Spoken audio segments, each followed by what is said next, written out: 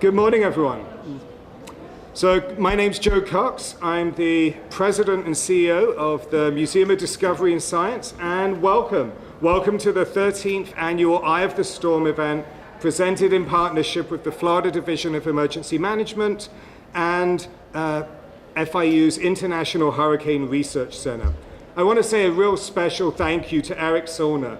Eric's the Associate Director of Education and Outreach at FIU's Extreme Events Institute and International Hurricane Research Center.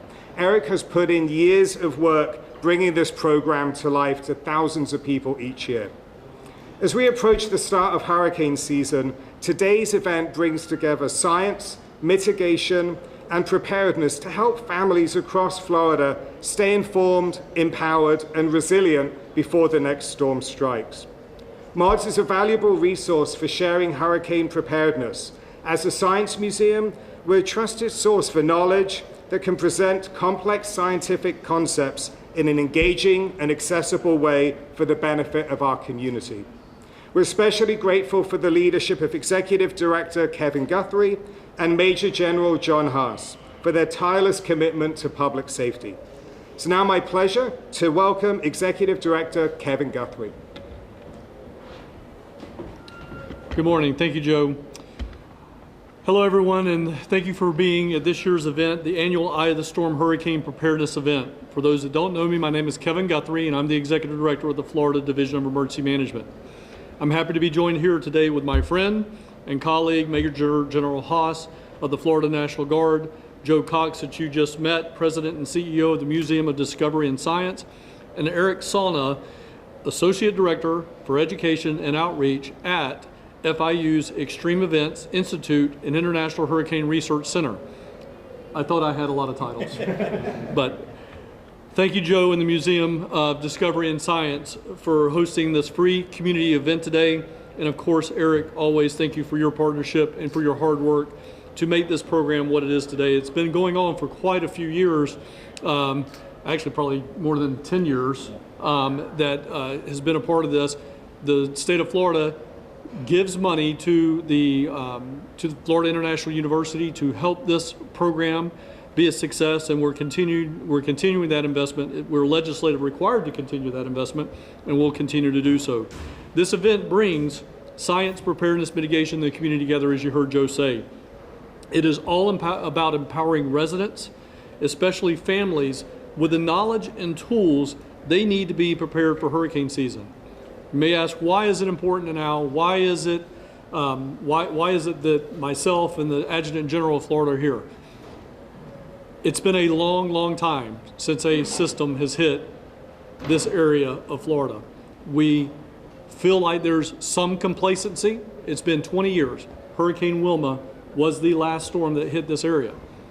So we're here to say, now's the time. Now's the time to get ready. It's also about getting your families down here, getting your kids involved, because they need to understand what they need to do as a part of preparedness. We believe that education is one of the strongest forms of preparedness. When people understand the science behind hurricanes and the steps they can take to stay safe, our entire community becomes more resilient. Events like this make science accessible to kids and families. It makes it relevant and it makes it fun. By seeing how forecasting works or understanding storm surge and wind impacts, residents walk away from this event not just informed, but actually ready to act. With tomorrow marking the official start of the Atlantic hurricane season, now is a perfect opportunity for Floridians to make their last-minute preparations for the season ahead. Whether the season is an active one or not, it only takes one. The state will be prepared with pre-positioned resources and personnel ready to serve Floridians. We need you to be ready to serve yourself. As of today, what has the state done?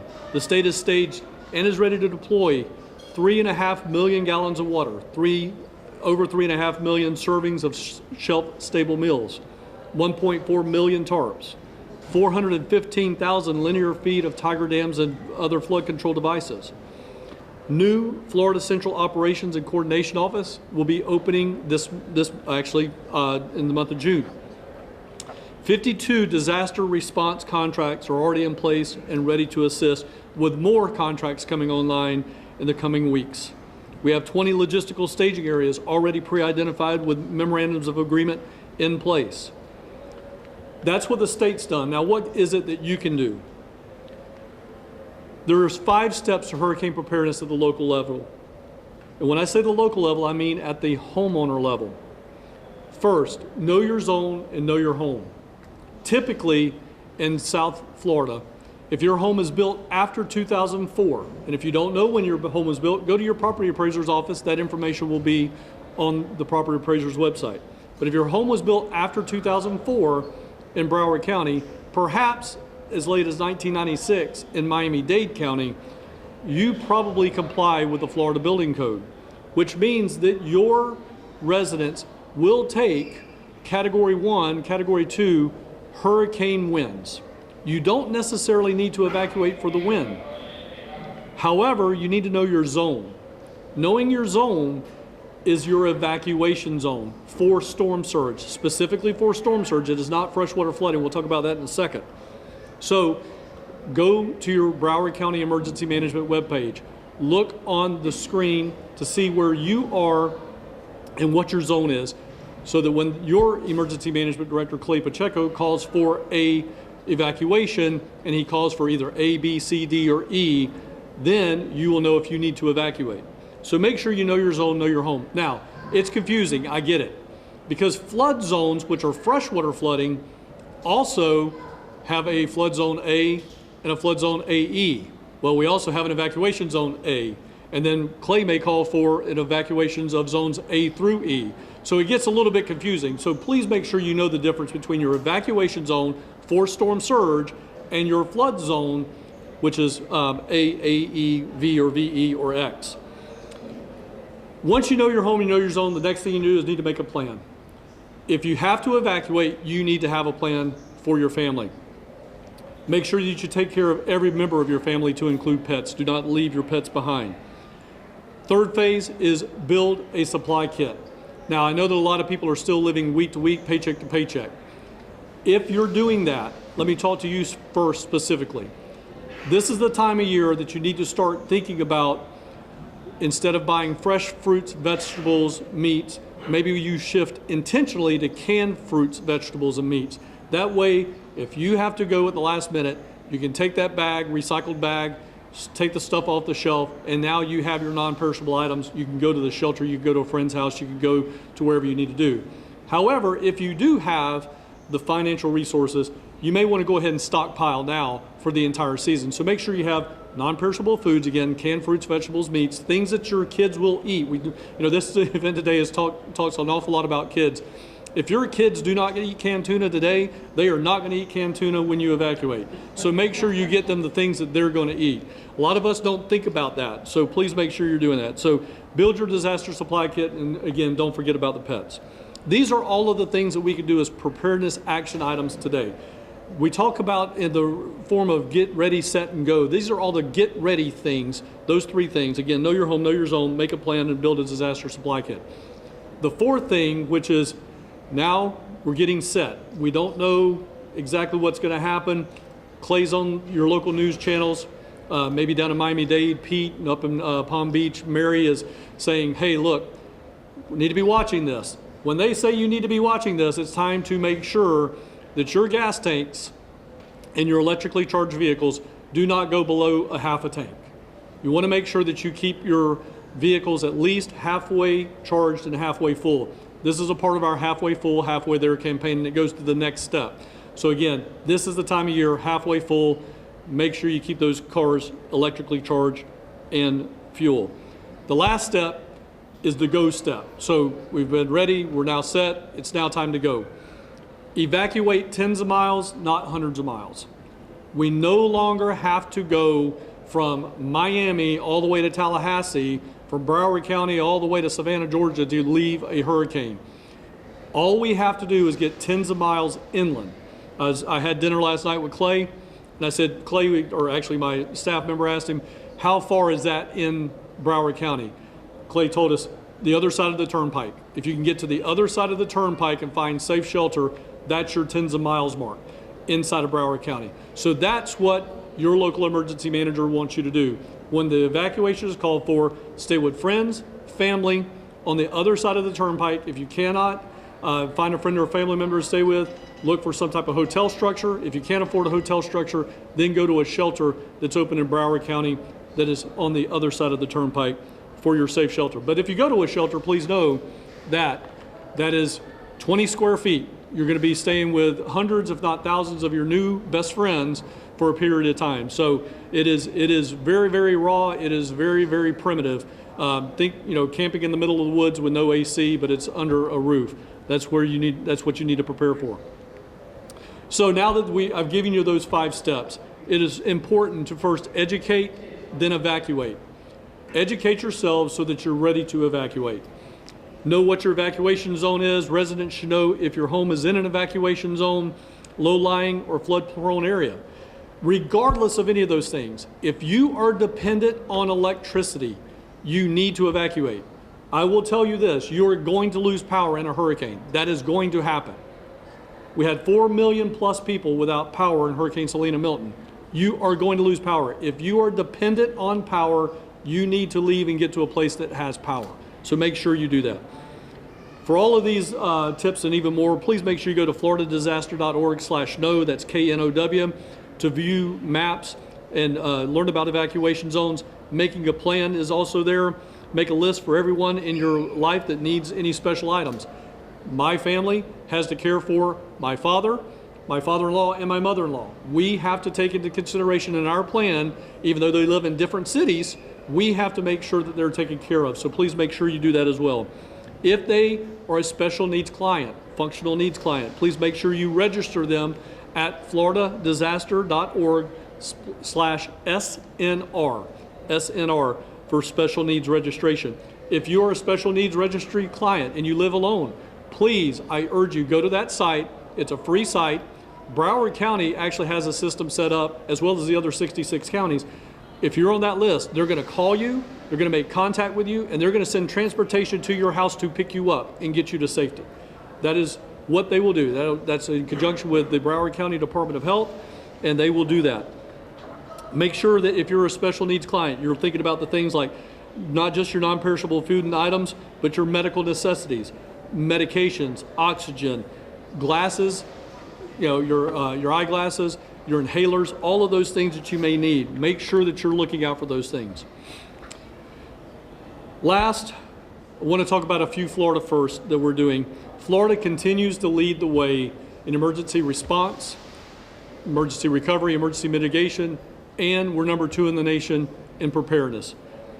2024 had a very active hurricane season with both successes and challenges, so now a year later we can reflect on those lessons learned and implement the best practices to better prepare for the season ahead. Through state preparedness efforts, last year allowed for record-breaking state response and recovery efforts, and it is our mission to continue to be a national leader in the field of emergency management, to continue to improve on the best to serve Floridians. This season, we continue to strive to accomplish new Florida first. Building off of best practices from last year, Beacon, that is BEACON, all caps. This is a recent Florida first to launch the Broadcast Emergency Alerting Communications Operation Network. Beacon is revolutionizing local public safety communication, ensuring every resident receives timely, accurate, actionable, and official information from official resources. Through this new innovative and groundbreaking technology, FDEM is ensuring emergency managers across the state at the city, county, state level can share life-saving public safety information messaging across digital and mobile radio in real time. Before, during, and after an emergency, Beacon provides 24/7, 365 single source official information. Beacon is currently available on the Beacon mobile app. It is also available, as of yesterday, right here in the Miami-Fort Lauderdale area on WLRN FM 91.3 HD Channel 3. So let's talk specifically about that right here in Fort Lauderdale, Miami. That means that 24 hours a day, 7 days a week, you have a dedicated channel on WRLN 91.3-3, that HD channel, where you will get constant feeds of public safety information.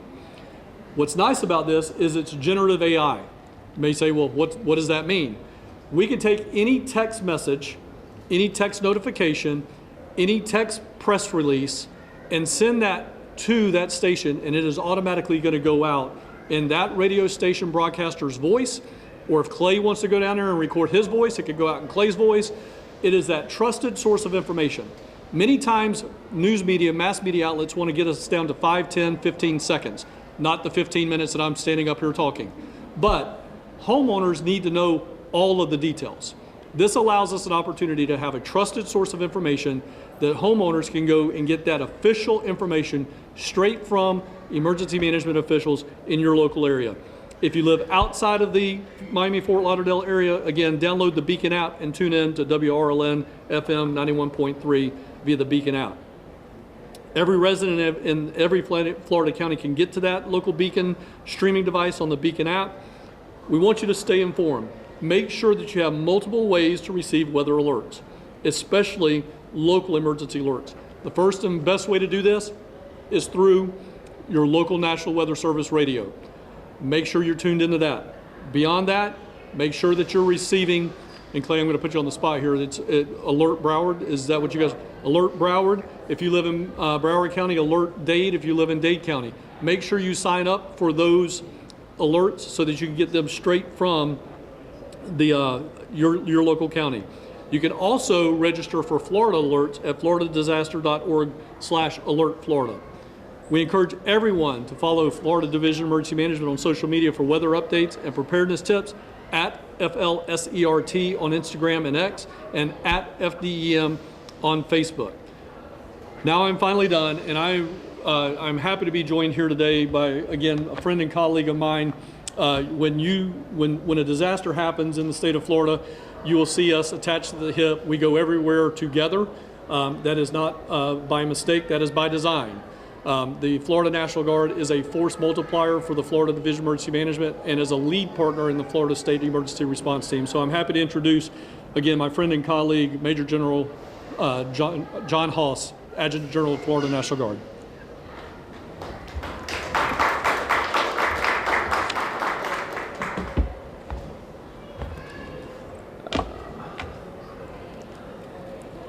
Director, thank you for the invitation and the opportunity to provide a brief update on the Florida National Guard's readiness to support the 2025 hurricane season, which, as he mentioned, begins tomorrow. During the 6 months between hurricane seasons, the over 12,000 soldiers and airmen of the Florida National Guard actively prepare for potential mission requirements and ensure that mission readiness of our critical equipment. This includes aircraft, high water vehicles, route clearance equipment, communication systems, generators, and other life support systems and equipment. In addition to equipment readiness, our leaders participate in numerous training exercises and mission rehearsals with our local, state, federal, and other state partners to ensure a seamless transition from steady state operations to supporting hurricane response. To include hosting in May at Camp Landing, the Florida National Guard executed a hurricane exercise validating our staff planning and available ground guard forces. 2 weeks ago in Colorado, our planners participated in Northcom's annual HUREX, synchronizing available national level resources. Last week in Tallahassee, our team partnered with DEMs conducting their annual hurricane exercise, coordinating available state level assets and resources. And next week, our team will travel to Texas to participate in RNOR's Hurricane Rock Drill to coordinate available Army level resources. To meet the increasing response requirements of the third largest and fastest growing state in the nation, Florida annually partners with our National Guard states, with other National Guard states through Emergency Mutual Assistance Compact, or EMAC, to fill potential capability and capacity gaps that we may not be able to fill here within the state resources. This year, Florida has partnered with 8 other National Guard states, including Alabama, Georgia, Kentucky, Maryland, Mississippi, North Carolina, South Carolina, and Tennessee. Hurricane response is a no-fail mission, and your Florida National Guard is ready to answer the call. Florida is well known as the gold standard in domestic response operations, and the Florida National Guard is proud to be partnered with the state's emergency response team. I'd like to thank the Governor and Director Guthries for their continued leadership and support. Florida first.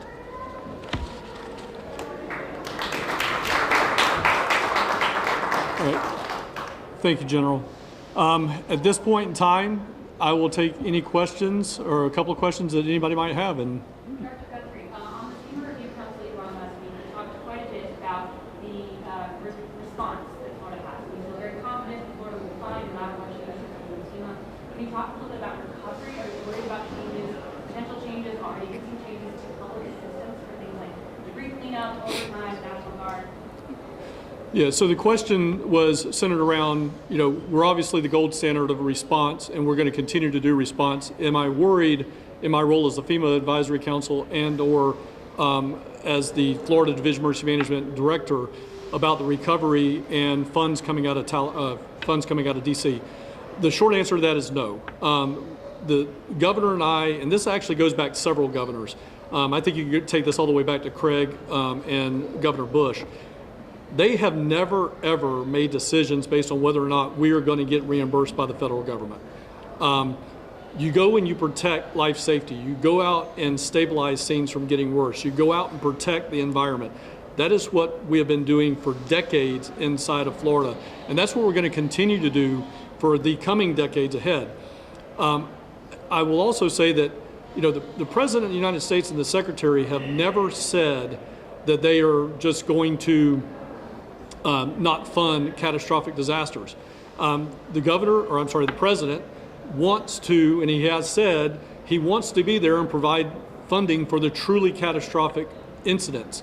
So I'm not concerned that we're not going to get that funding. Now, the governor has certainly charged me with the mission of trying to get, since I do sit on the review council, trying to get to a situation where we can do more block grants, streamline that funding, get it to the states and get it down. I'm very, very proud of the fact that under this administration, we have put out more money. We're approaching $13 billion to city and county governments over the last 6 years. That's more money that's ever gone out than any other, even if you strip away COVID, it's still more money that's gone out to cities and counties than any other administration in our history. So we're very proud of that fact. We know that we can get money out the door very quickly to cities and counties.